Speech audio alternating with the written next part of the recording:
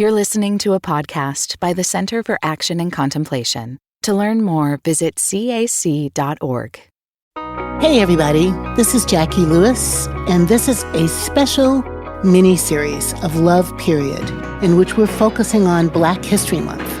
Of course, you and I know that Black history is American history, but my guests are going to bring special perspectives about what it means to be Black in America in these days. And I hope you enjoy these conversations.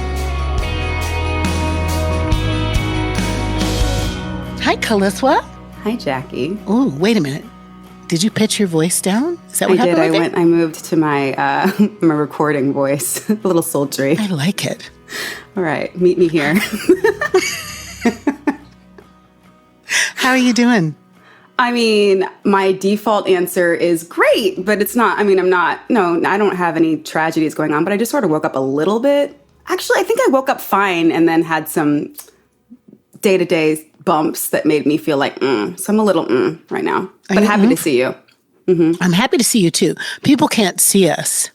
Thank God, because I look tired today. Do you know why? Why?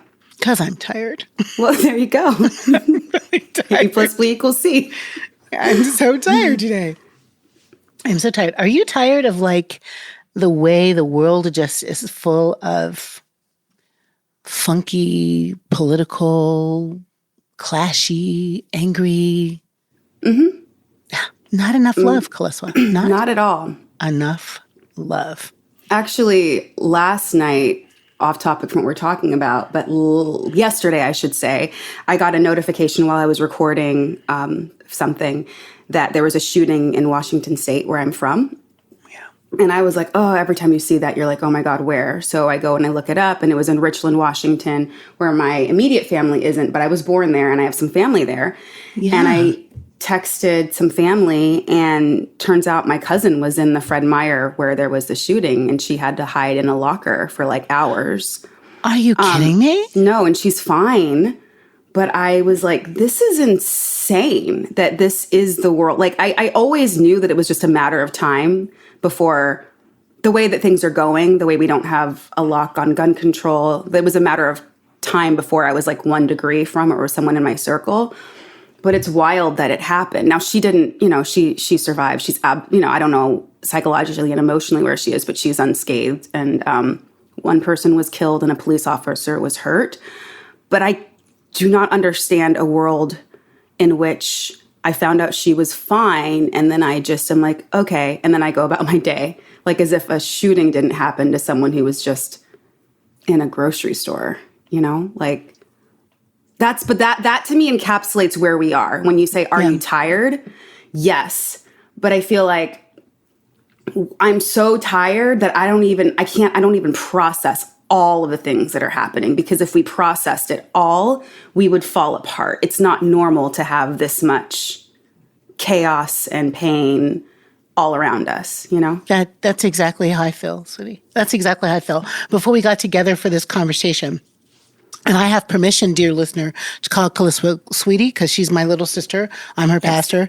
And I roll that way with her. So that sweetie is not sexist or anything. Okay? No, it's a consensual sweetie. It's a consensual sweetie. Yes.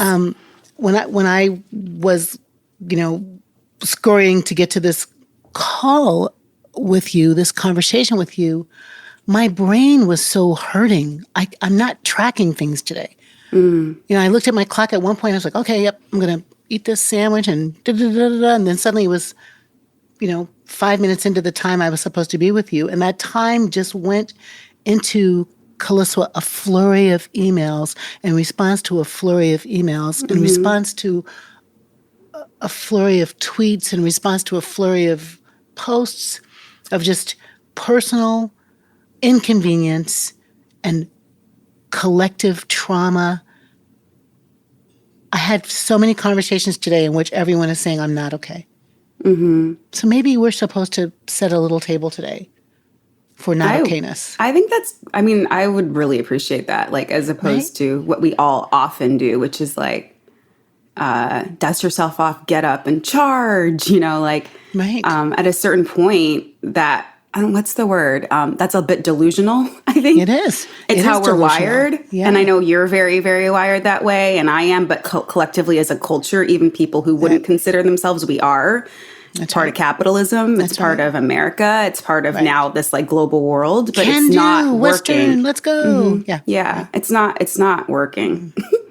It isn't working. So it is not working. And, you tell the story of your cousin or your relative cousin surviving this shooting in a locker. I was home with my family in Chicago a little while ago, and my sister prompts, tell everybody what happened to you yesterday, Rodney, my middle brother. Well, there was a shooting in the mall, and he was one of the people galloping out of the mall, like jumping over other people, getting out of the mall and grabbing ladies and coming out of the mall. And he didn't even tell us. Right. And it isn't that he picked the sibling that he's best friends with. It just happened to be that day that he said, I was running from bullets today. And Wanda held on to it. And we talk all the time, and he didn't even mention it. What I mean is it was so ordinary somehow that it didn't come up. Yeah. And he didn't get hurt, so it's like there's nothing to say. Exactly. Right. Oh, my God. And, we're curating these episodes as a talk about Black history and Black present, I'm going to say, and Black future. And just on top of all the things, it feels to me that there's a particular kind of dripping about being Black in America, too. Right? Let's talk about how people can be in their apartments and get killed. Oh, yeah. Oh, my God, Kaliswa. Yeah, I think, like, a question is, like, how... Well, I guess there's two questions, and maybe they're part of the same. And I don't know which direction to go in, like, because there's a human question, and then, of course, there's a Black question. And then the questions are survival, and then the questions are also, like, is there a way to live that's beyond survival? Like, is there a way to, like, thrive and live into what you would call, like, our own divinity, like our birthright of life? And it feels like we are surviving. And I know I get curious because obviously this isn't the only dark time in the world. And beyond that, this isn't the only, we've lived, I know you've been through things, I've been through things, but we've mostly been in the United States. Right. And for the time that we've been alive, there have not been bombs blowing, we've not been running for shelter, we've had incidents, things have happened, but it's not like we were in Afghanistan. Right. So there's still a certain amount of like sheltered and privilege.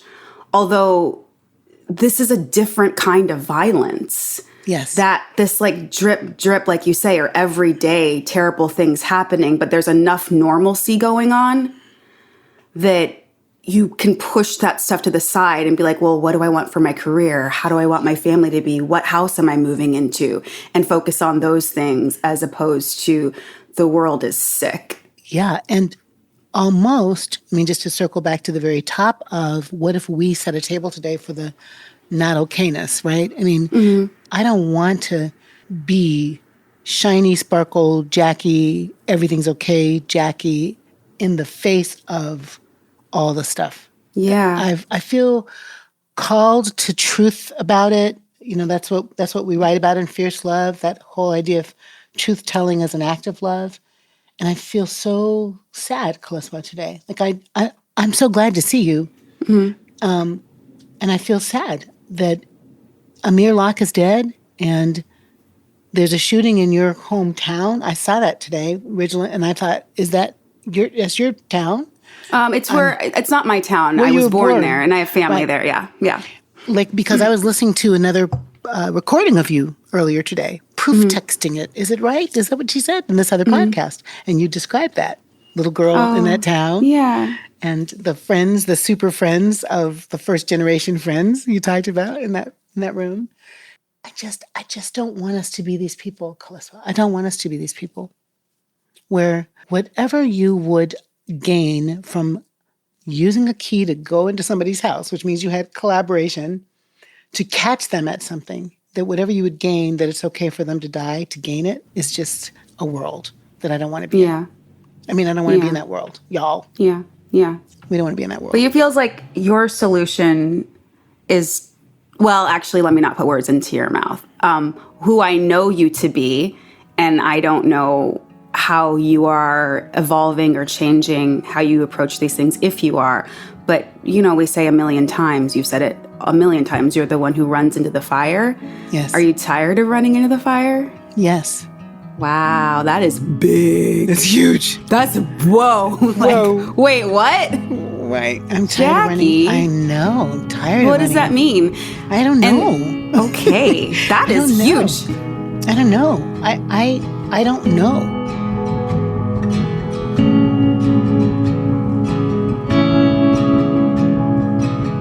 If I was going to work with you on that metaphor of running to the fire, I feel like I don't want to run in the fire. I want to make the fires stop. And that's different. I feel like running into the fire means there's going to be more fires. You're going to run into that one too, and run to that one too, and run into that one too. Mm-hmm. And I'm trying to figure out if I can use myself differently to make there be less fires. This makes me feel teary to say that to you. I'm getting teary too. It's like, please, could there not be more fires? Like, what?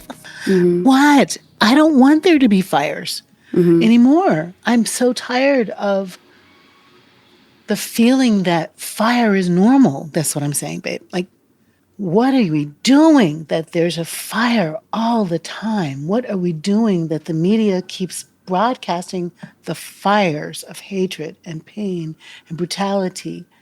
900,000 people dead of COVID, right? Just broke, poor, struggling people, and a nation intent on brutalizing rights of people. And what is going on? When we say this is not who we are, yes, it is. If we say we've never been here before, yes, we have. And that we are here before, and we do it again, that we're burning books, banning books, Kaliswa. Banning Animal Farm. Yeah, I know. What? Banning The Bluest Eye. That's so insane. It's crazy town. We could, if this was a movie, if this was a screenplay, we could sell it and we could get rich on the zombie. Yeah, they always say nothing's crazier than reality, right? Bookalypse. Yeah. What do you call it? Bookalypse. Yeah. I don't know. Bookopolypse or something? Bookopolypse. I don't know.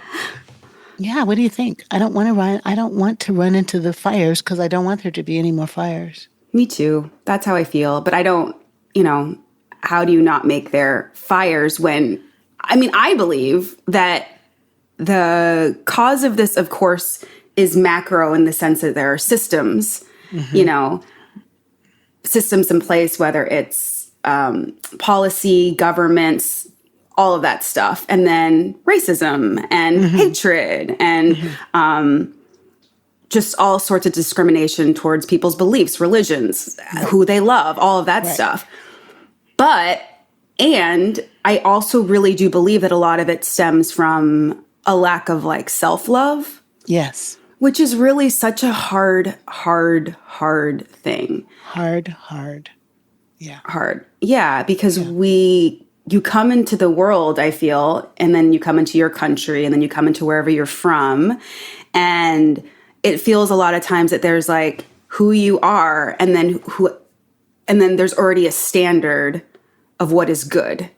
Yep. And so all of us are constantly asked to calibrate toward whatever that standard is. And if you don't measure it, there are reasons to not love yourself. And then there can be reasons, if you choose, to turn that lack of self-love into hate or violence, however small or big, towards other people. Because hurt people hurt people. Wounded because people. Hurt people hurt people. Yeah. And I don't know, is there a way to get out of that? I know that doesn't sound very macro, we're now going to heal the world if everybody goes to therapy or finds out how to love themselves. But I don't know how to fix the bigger problem. So I turn to that. I think it's beautiful that you turn to that. And it's a great segue point, I think, for where we go from here in this conversation. Because in fact, we the people make the systems. Like, the systems are created by the governments, the systems, the laws, the policies, the complexes that are industrial or hospital or prison or whatever, capitalism. All of those are created by people who then live in the systems and then are broken by the systems and then raise babies in the system and then more babies that are, so there's a kind of whole interlocking series of things that happen from the big bang of the person who's in charge, who hates themselves, and therefore creates a world out of self-loathing, right? Right. Or just, if it's not as strong as hate themselves, just like pain. And I'm going to go so something that has been weighing on my heart, just super heavily, is Chesley Christ, who died by suicide just a couple of weeks ago. And did you know her? I didn't know her, but I've been following her super closely. Honestly, ever since she came onto the scene in 2019 when she won. And it was the trio. Actually, it was four of them, Black beauty queens. It was the, Black Chesley, Miss USA, and it was Miss Teen USA and Miss Universe. And then a whole nother world of the pageants is Miss America, and she happened to be Black as well. So it was wait a minute, what is going on? The world is shifting, and there's inclusivity, and it's so, following her star rise. And this is a woman who was a lawyer. She, from Wake Forest University, she got her law degree and her MBA the same year and was practicing law. In college, she was a track superstar.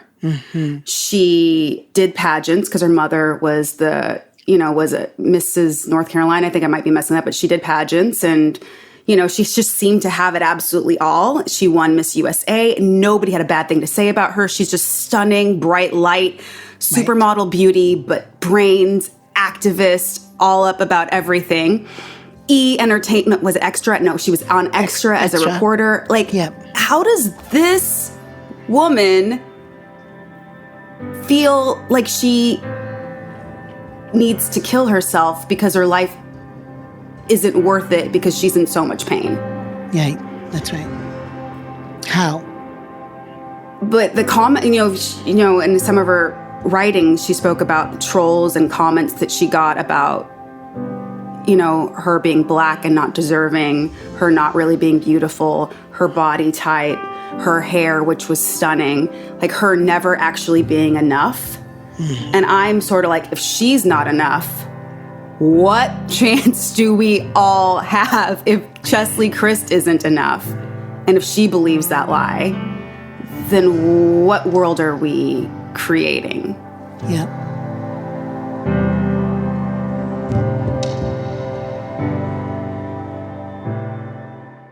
Many of us feel increasing anger at injustice, violence, and indifference in our world today. Join us March 14th for What Do I Do With My Anger? An online gathering featuring Richard Rohr and Brian McLaren. Learn ways of transforming anger into loving action. Inspired by Father Richard's new book, The Tears of Things. Register today at cac.org/anger. That's cac.org/ANGER.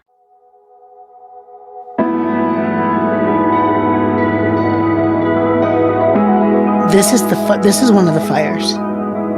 One of the ones I don't want to run into, but one of the ones I want to make go away. Yeah. I think, and listen, Kaliswa, Regina King's son. I mean, who knows what's happening with that seemingly good life and that place of despair that causes a person to die by suicide. Psychologists might say, this psychologist might say, that sometimes we have such a disconnect with the false self, with the presentation that everyone's seeing, that we want to kill that presentation. Like we want that presentation to die. And we feel like the only way for that to die is for us to, it's you, right? You can't kill it. Donald Winnicott would say that false self sometimes causes us so much pain that we think the only way out of the pain is to kill that false self. But in fact, the only way to kill it is to kill ourselves. It's an escape from the falseness, from the bullshit. I would love to dream a world, and I think you do this with your creativity. I think you do this with your art. I know you hate saying that you're an activist. I'm going to go, okay, you're not.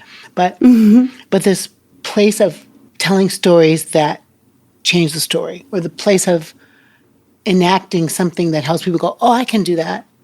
This is what I think my calling is.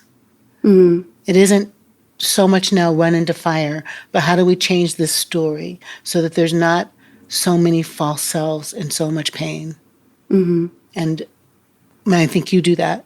I think Cicely Tyson did that, one of your heroes.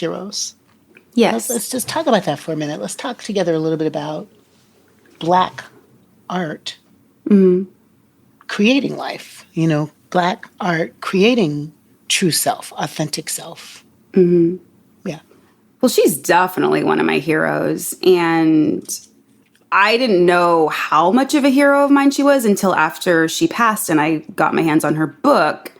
And I as you just said, I really wrestle with using things like activist for myself or, social justice warrior, any of those things. They don't feel right for me. Like I think because I have such a deep admiration for people like you and one of your mentors, Ruby Sales, who truly have put their lives on the line and or dedicated their lives in a very tangible way to making the world a better place and civil rights really being something that you have fought for. So, I'm sitting over here like I'm just an actor. And to me, the reason that I came to storytelling was because I felt like there was something inside of me that I wanted, some truth inside of myself that I wanted to share with the world that I couldn't just as myself. And there were stories that I wanted to tell that I thought would open people's hearts up. And this is from a little girl. But when I read Cicely's book, one of the things that she talked about is when she was cast in Sounder, which was a difficult road for her to be cast in that. And they were doing a tour and people had been watching the film. And a couple places people would say, oh, it was a good story, but I just didn't believe it. And they would say, why? And she would say, because that was a loving relationship between a Black man and a Black woman. And that's not real. That's an imaginary thing. And she was like, oh my God, and that became her mission as an actor artist, was to change lives and minds through each and every role that she took, making sure that everything that she did turned the dial towards people seeing the humanity of Black people. Right. And if you look at her career, from everything that she did, whether it was a deep film or something more commercial, she never really did. She never did trash, but some things, everything that she did was showing us a more full human version of a Black woman than we had seen before at every stage of her life as a woman. Right. That's right. That's right. And inhabiting with her beautiful... Do you remember when maybe it was right before she died, I felt like there were posts up in the world about her. I made me post myself in my Cicely Tyson looking. Yes, I remember. I love that. I was like, I am Slee with my short cropped afro. I love that. She's just beautiful. Yeah. Beautiful. And just to be honest, love, as a chocolatey brown girl growing up, her chocolatey brown self with her overbite and her big eyes, people said I looked like Diana Ross. I got stopped in bathrooms, are you Diana Ross? That's how much my face was like hers when I was a younger girl. And I used to think to myself, Diana Ross or Cicely Tyson? Okay, I'll take both. Just beautiful women, right? Right? No bad choice there. No bad choice. But that just the way that she inhabited the world, the way she inhabited the world changed the stories too, right? So I'm wanting to ask you something that might make you annoyed, but you inhabit the world in a certain kind of way.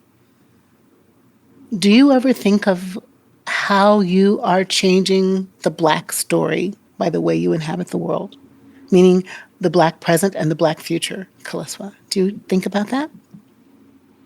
If you could see her now, her eyes did that really big way up, looking way up for the answer. I'm like, was it up there? Is it behind me? Where's the answer? Look under my desk. She went on a search with her eyes for the Is it answer. in the laundry pile that's over there that you can't see?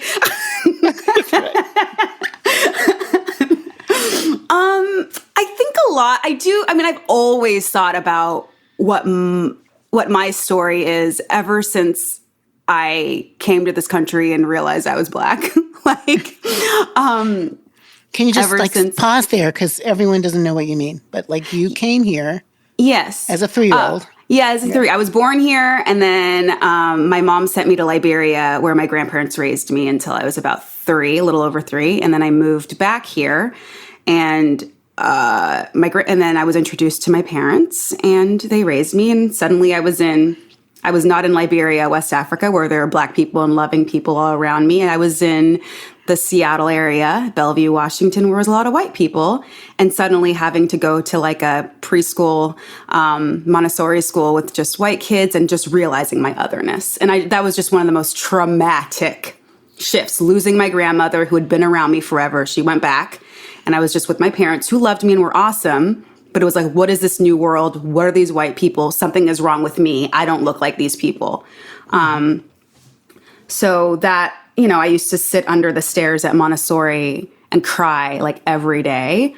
I don't know if it was a combination of my own, it's a funny thing even for a kid looking back on it now, because, it's sometimes you're is this racism? Or is this me? I have that as an adult.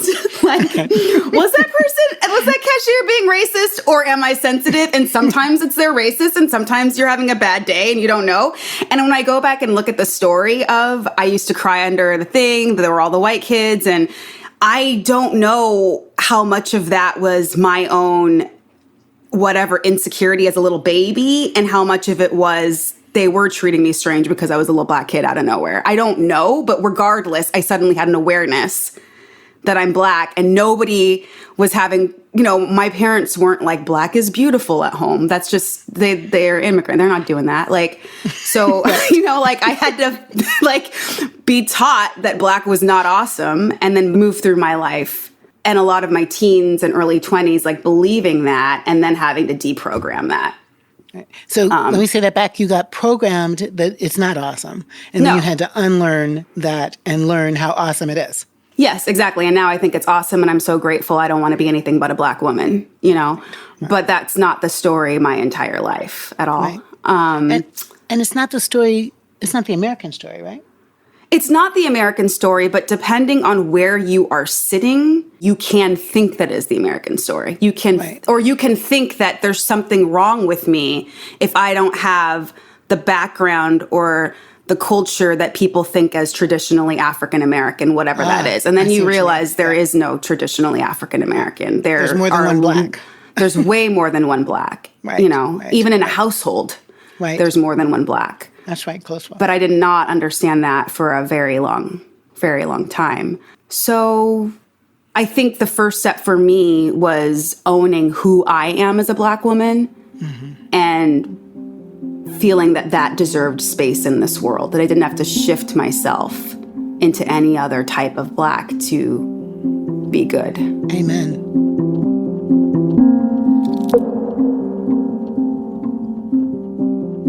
That feels to me like the beginning of a revolution.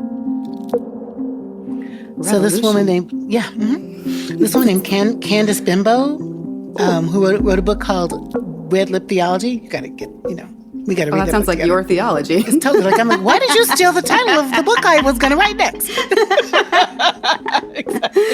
She's lovely. But she writes about, kind of really finding herself, finding herself in the context of Black church. It was her quest, if you will. Can I find my real self in that? And can I find my real self, Jacqui Lewis with her hands raised, in the context of Lewis family dynamics, where I'm supposed to be shiny, perfect, and beautiful, and not have any issues, no issues for you. No. And can you find yourself, Kaliswa, in the context of how many different Blacks there are? And as I'm going to say beautiful, if you all don't know Kaliswa, look her up and see that she is beautiful inside and out and brilliant inside and out. But like, you probably were not Black enough in some ways at some point in time for the way you talk and be all sparkly and happy. And like, whatever. I don't know what I'm trying to say, but you know what I'm trying to say. Yeah, for sure. When I was in Chicago the first time and the kids were like, you talk like a white girl. I'm like, okay, do I look like I talk like a white girl? Do I look like a white girl? Even close. No. Yeah. But that how you be and what it is. I'm thinking about Arthur Ashe's tennis playing self. Yeah. More like, what kind of Black tennis playing weasel are you? Yeah. All the ways we are Black, all the different ways that we are Black can be problematic for a white racist nation, but sometimes problematic for each other. Completely. And yes, it is. It's a sad Absolutely. thing. It's true. It's hard, but yeah, right? It's true. It's absolutely true. And I don't it's just such a, I don't know, not being able to recognize the truth in someone else, but I think it's because you're threatened by them. Like, if she gets to be Black too, what does that say about me? Right. And I think there's just so much work that we have to do as Black people, no matter what our background is, so much to understand dynamics, even if you, no matter where you're growing up from, you have to understand how someone may be judging you when you're walking down the street. If you don't understand that, you're asking for heartbreak all the time. Because you're going to be disappointed when you smile and that person is like, oh, I'm scared. Let me clutch my bag, Right. And it sounds like, I don't want to put words into you, but I know that one of the first times I saw you, in addition to your preaching being amazing and exactly what I needed, I was like, I get her, Yes. I understand that woman. I know. And you don't have your quirkiness on full display when you're preaching, like you tone it down a bit, but I was like, I saw enough to be like, she's quirky. She's quirky. I see that. The quirky in me recognizes the quirky in you. Namaste. I love that. I was like, I love this quirky Black woman. And, and it was an example for not that I was trying to imitate you, but it was an example that someone a little bit further down the road, can hold space and be unapologetically herself. And I think the issue for me growing up was I didn't have in real time around me examples like that. Oh, so that's one of the reasons why I treasure you so much. See how she gets there? She loves me. I love you too. I love you. I love you too. I too feel in the Kaliswa dynamic a mirror, a twin, understood, Yeah. And I think my hope, as we don't run into fires, because they actually burn you, you can sear yourself. You can die running into the fire. But the way I want to extinguish fires, Kaliswa, in my life is to make more space for Black people to be the Black they are. Yeah. And I just like, I'm not Imani Perry Black. I love you, I love Imani Perry, but I'm not her. I'm me. Right. I'm not Lisa Sharon Harper Black. I'm not her. I'm me. I'm just doing some women. I'm not Anna Hannah Jones Black, although I want to be because I love those. I love her work. I'm me. Melissa Harris Perry, my friend and me. And so how can we be more generous, Kaliswa, to let Black people be Black the way they're Black rather than run into fires? I want to extinguish the fire in which Black people can't be their rich, beautiful, badass selves every day. More ways Black, like all the Black ways, the Black classical pianist ways, the Black, Ngawa way, the Black, I can cook like up a storm way, the Black, I'm beige Black, I'm biracial Black, I'm all the Blacknesses that are the full spectrum of who we are as humans. I just want there to be more space. I agree with that. Space. Yeah. And I think in some ways, So I was listening, you know, I tend to listen to like a podcast or something when I'm getting ready in the morning. And I was listening to Brené Brown on one of her podcasts, and she was talking about comparative suffering. And I think that can happen in all sorts of different ways. So for starters, I feel like it's not like this wish to accept all Blackness is just saying we want to see each other as people. Like, exactly. That's the way like, I can look at a white Karen and be like, oh, that's Karen. And then that's white Betty. And I'm not seeing like, oh, that's redheaded Betty. She must be better than, you know, or that's Betty with a college degree. She must be different than Betty who plays basketball. Right. You know, like, you know, can you see the human? Yes. First? Beautiful. Yep. But then again, like, and to say, it's not as though this isn't happening. Like, as an adult, most of my close friends are Black women. And that's crazy considering where I grew up and there was nobody Black except if they were related to me. It's crazy beautiful because I find it so comforting to be in a sisterhood with other Black women. And the reason I refer to the podcast as well is because they were talking about, you know, like Holocaust survivors or people who go off to war and come home, and how there can be such community and a feeling of being held when those people are together just playing cards or playing a game, because they don't have to talk about the thing. They can just be people. That's right. You don't have to like discuss your trauma. You can just be like, oh, we're watching a movie, not like, you know, we're talking about Black Lives Matter all day, every day. And I think when you're saying you don't want to run to the fire all the time, that's making me think, when can we get to a place when we can just be? Yep. So we can just live. I can dream, I can write, I can go for a bike ride, I can be free. Not be here all day being like, I'm a person. Hey, guess what? I'm a human. Like, hey, just like my life matters. You know, like, just let you know, like, in case you didn't, because it seems like you don't. Right. Because you're killing me all the time. I just want to be. Want to like smell a flower. A human. Look, is that okay? Doesn't seem okay right now. In the Black future. How will you know you're in the future? Because Black people are just being. They're just here. That's how we'll know. They're just people. Here. Just like everybody else. Just a person. You know? That's all. That's my goal. Mine too. Listen, that feels like a good place like a good hope to leave ourselves on. A good place to stop maybe. But, you know, I love to ask you, what do you know for sure about love? And I know you tell me that before, but I bet you know something different now. So what do you know for sure about love? This is Jacqui Lewis at our Interviewing Best, folks.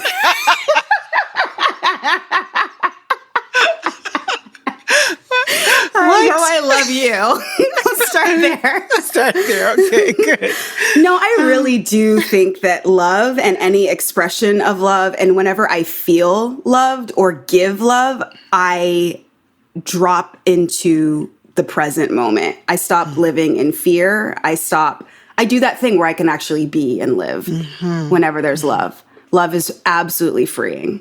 And I think the absence of love is death. That's beautiful, Kaliswa. And when I say fierce love, what comes up for you? Maybe in the context of Black history, Black future, fierce love. What comes up for you?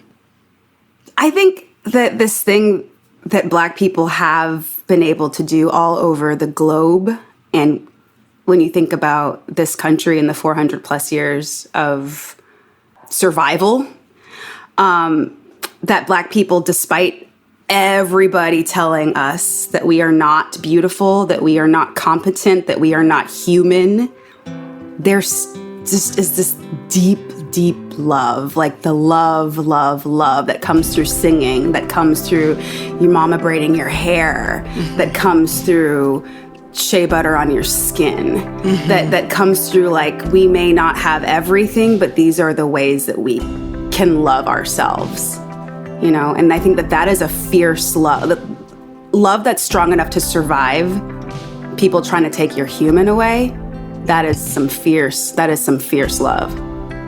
Ooh, yes. I'm going to steal that. Okay, please. For my sermon soon. Kaliswa Brewster, I love you so much. I love you too. I love you. Okay, bye. Okay, bye.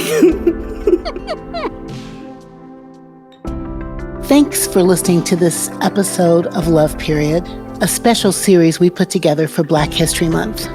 As an African-American woman who grew up in this nation, I think about the poet James Weldon Johnson, who says about my people, "We have come over a way that with tears has been watered."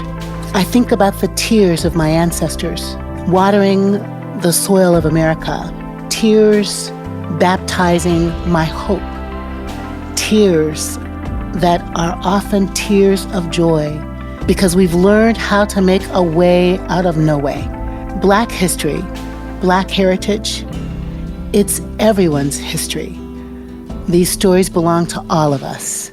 And I hope because you've listened to these episodes, you feel connected and that you'll dig and do some research about Black folks in America.